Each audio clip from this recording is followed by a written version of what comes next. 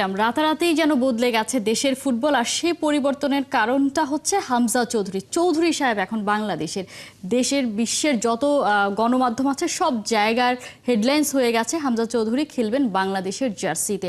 এ নিয়ে আমরা আলোচনা করতে চাই যে কি পেতে যাচ্ছে অ্যাকচুয়ালি বাংলাদেশ। আমাদের সাথে এই আলোচনায় যুক্ত হচ্ছেন ক্রীড়া বিশ্লেষক আনোয়ার ইকবাল মিতু। আনোয়ার ইকবাল মিতু, শুভ সকাল, স্বাগত ৭১-এর খেলা যোগে। আমরা তো আসলে হেডলাইন্স হয়েই গেলাম, সব জায়গায় বাংলাদেশকে নিয়ে কথা হচ্ছে। লেস্টার সিটির প্লেয়ার, ইংলিশ প্রিমিয়ার লিগে খেলা প্লেয়ার, ইংল্যান্ডের যুব দলে খেলা প্লেয়ার বাংলাদেশের জার্সিতে খেলছে।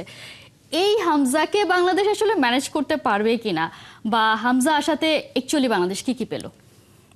জি, ধন্যবাদ এবং ৭১-এর সমস্ত প্রিয় মোদিদের শুভেচ্ছা জানাচ্ছি। আপনাদের মতো আমিও খুব এক্সাইটেড এবং খুব খুশি যে হামজা চৌধুরীর মতো এরকম একজন প্লেয়ার আমাদের দেশে খেলবে। এবার আপনি যে প্রশ্নটা আমাকে করেছেন সেটাতে আমি আসি। আসলে হামজা চৌধুরীর পুরো নাম হচ্ছে কিন্তু হামজা দেওয়ান চৌধুরী, এবং উনি যে শুধু লিস্টারে খেলেছে তা না, উনি বার্টন অ্যালবিয়ন সাথে ওয়াটফোর্ড এই দুইটা ক্লাবেও কিন্তু তিনি ধারে খেলেছেন। আচ্ছা, এখন জিনিসটা হচ্ছে এই যে ফুটবল কিন্তু একার খেলা না, এটা ১১ জনের খেলা, এবং এই হামজা চৌধুরীকে হেল্প করার মতো সেই রকম কোয়ালিটি প্লেয়ার কিন্তু আমাদের লাগবে। কারণ হামজা চৌধুরী কিন্তু আসলে একজন ডিফেন্সিভ মিডফিল্ডার বা হোল্ডিং মিডফিল্ডার, উনি মিডফিল্ডে খেলেন।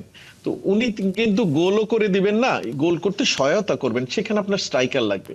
আবার উনি কিন্তু ডিফেন্সেও আপনাকে সহায়তা করবে। কিন্তু আপনি কি একটা উদাহরণ দেই, যেমন রোনাল্ডোর কথা একটু টেনে নিয়ে আসে। যেমন রোনাল্ডোর পার্সোনাল অর্জন কিন্তু সেই রকম ঈর্ষণীয়, এবং তার সাথে মানে আপনি ব্যালন ডিওর কতবার জিতেছে আপনিও জানেন, আমিও জানি। বাট উনি যখন পর্তুগালে খেলেন, পর্তুগালের অ্যাচিভমেন্ট কি?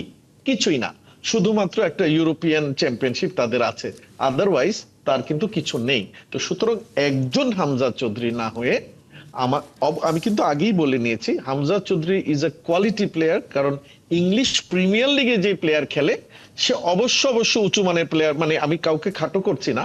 যেমন আমাদের এখানে জামাল ভুঁইয়া এসেছেন, আরো প্লেয়ার এসেছেন, তার তুলনায় ইনি কিন্তু টপ ক্লাস প্লেয়ার, তাতে কোনো ডাউট নেই। বাট এই একজন হামজা চৌধুরীকে নিয়েই যদি আমরা চিন্তা করি যে আমরা এটা করে ফেলবো, ওটা ফেললো, দ্যাট উইল বি রং।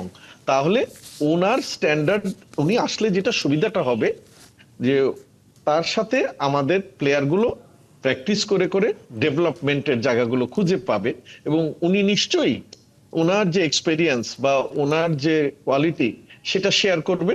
সেইটা করতে পারলে, এবং ১১ জন নিয়েই যেহেতু খেলা, তো আমার মনে হয় ওনাকে অ্যাজ আ হোল সবকিছু শেয়ার করার পরেই কিন্তু আমরা বলতে পারবো যে ইয়েস, হামজা চৌধুরী, একজন হামজা চৌধুরী এসে আমাদের বাংলাদেশকে কি দিতে পারলো। এবং আমি তাকে অনার করি এই কারণে, ইংলিশ প্রিমিয়ার থেকে এইখানে চলে এসে খেলাটা not a matter of joke, এবং ওখানে কিন্তু পয়সার অনেক হাতছানি আছে। তারপরেও উনি আসছেন, এবং ওনার বাবা মার কথা শুনলাম, ওনাদেরকেও আমি স্যালুট জানাতে চাই যে ওনারা কিন্তু ছেলের মধ্যে দেশের প্রতি যে টান থাকবে বা দেখিয়েছেন, সেটার জন্য তাদেরকে কিন্তু আমি অবশ্যই ধন্যবাদ জানাবো।